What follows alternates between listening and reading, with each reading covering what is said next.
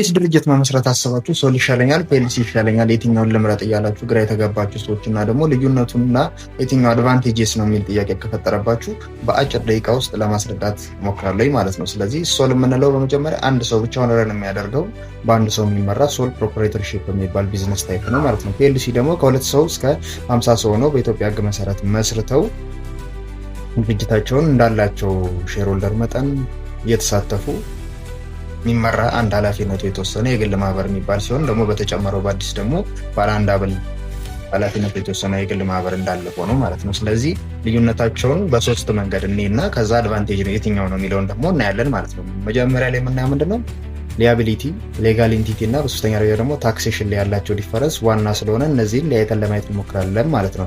የመጀመሪያው ላይ ሊያቢሊቲ ላይ ስንሄድ ድርጅቱ ላለው ሀብት፣ ላለው እዳ፣ ላለው ሌሎች ለሚመጡ ሪስኮች በጠቅላላ ሶል ፕሮፕራይተርሺፕ ላይ ከሆነ ሪስኩን የሚወስደው ያ ሰውዬ ነው። ምክንያቱም ሶል ስለሆነ ብቻውን ያን ድርጅት እየመራው ስለሆነ ማለት ነው። ፒኤልሲ ላይ ስንመጣ ደግሞ ሼርሆልደሮች ኒውትራል እንዳላቸው አቅም ደግሞ ኢንቨስት አድርገው ስለሆነ እዛ ላይ የሚሳተፉት ኢንቨስት ባደረጓት አማውንት መጠን ደግሞ ተጠያቂ የሚሆኑበት ሚንስ ሊኖር ይችላል ማለት ነው። ሁለተኛው ደረጃ የምናየው ሌጋል ኢንቲቲ። ሌጋል ኢንቲቲ ስናይ ሶል ፕሮፕራይተርሺፕ ላይ ሶል ራሱ ሰውየው ነው ህጋዊ ሰውነት ያለው ድርጅቱና ሰውየው ተነጥለው ወይም ዲስቲንክት ተደርገው በልዩ ሁኔታ አይታዩም ማለት ነው። ስለዚህ አንድ ናቸው። ኃላፊነት የሚወስደው ሌጋል ኢንቲቲ ያለው ራሱ ሰውየው ነው ማለት ነው። ነገር ግን ፒኤልሲ ላይ ስንመጣ ሌጋል ኢንቲቲ ላይ ስንመጣ ፒኤልሲው ራሱን የቻለ ህጋዊ ሰውነት አለው። አርቲፊሻል ሰውነት፣ አርቲፊሻል ስንል ያው ሰው ስላልሆነ ማለት ነው። ስለዚህ ግን ፒኤልሲው ራሱን የቻለ ህጋዊ ሰውነት አለው በህግ ፊት ለፊት ማለት ነው። ስለዚህ ሼርሆልደሮቹ ደግሞ የራሳቸው እንዳልኳቸው ኢንቨስት ባደረጉት መጠን ተጠያቂ የሚሆኑበት ሚንስ ይኖራል ማለት ነው። በሶስተኛ ደረጃ ታክሴሽን ላይ ስንመጣ እንዳልኳቸው ነው። ሶል ፕሮፕራይተርሺፕ ላይ ሰውየው ቢዝነስ ይሰራል፣ ቢዝነስ ሰርቶ ፕሮፊት ያገኛል። ከዛ ፕሮፊት ላይ ታክስ ይከፍላል ማለት ነው ራሱ ብቻውን ስለሆነ። በተቃራኒው ደግሞ ፒኤልሲ ላይ ስንመጣ እንዳልኳቸው ከሁለት ሰው እስከ 50 ሰው ባለው ውስጥ ኢንቨስት አድርገው ያንን ፒኤልሲ የመሰረቱ ያቋቋሙ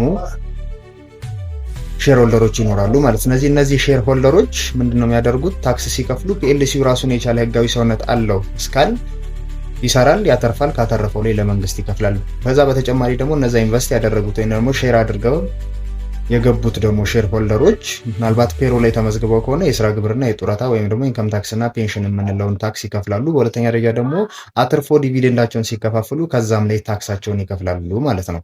በመጨረሻም እንደ ቲፕ ወይንም ደግሞ እንደ ቦነስ ልንይዘው የምንችለው ነገር ምን አለ?